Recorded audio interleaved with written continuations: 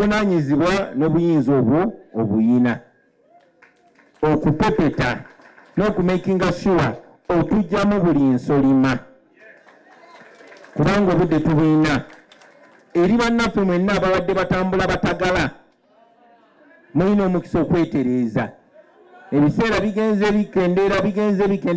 bikendera ze mbadde manyi tegukyawera na mwezi naye deputy president bw'aba agambye mwezi tugende n'ekigambo kye leero mmeka 22 after 22 omwezi ogujja nja kuba busy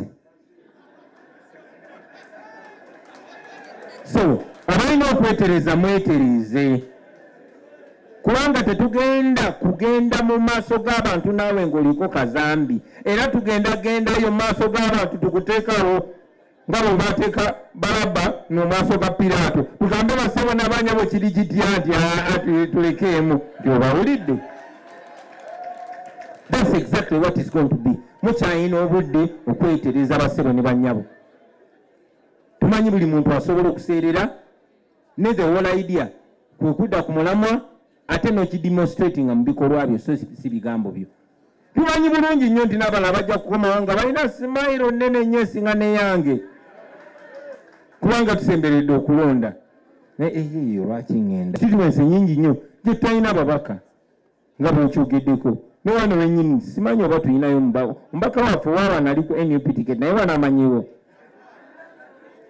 So ezo constituency zonna ezirimu abatagala ziri empty nga deputy president waffe bwagambye musobola okukyalenjinga sinti eno oli empty nti entebe wali empty ono yagendayo wali open.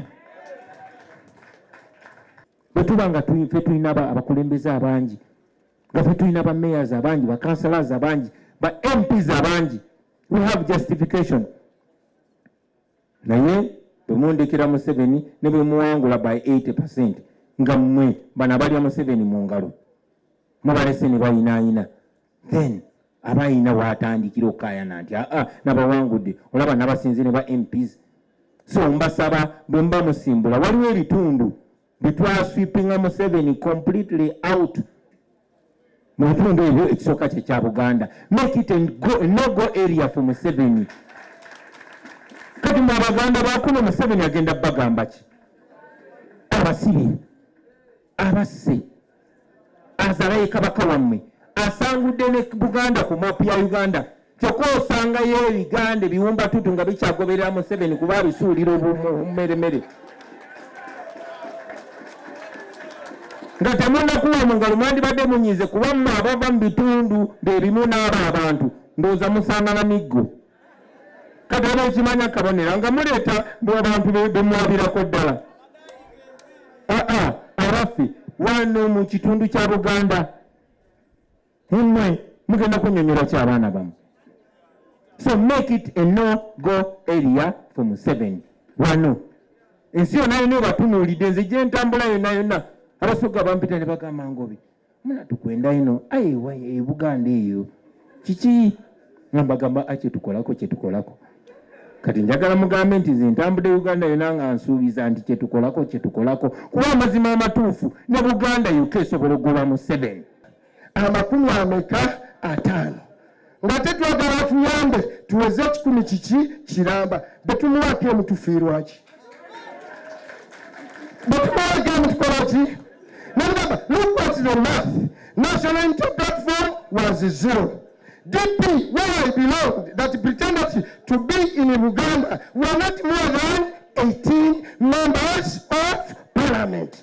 Not Colonel Secretary General, a young man from Harvard University, yateka amaanyi ne tufuna constituency 5 mu Uganda betumuwako emu ne tufiirwaki tugenda gikuwa baagala tebaagala kuwa kitundu kyaffe nalwo na mutima naki musituka mukumirako nemungalo nawana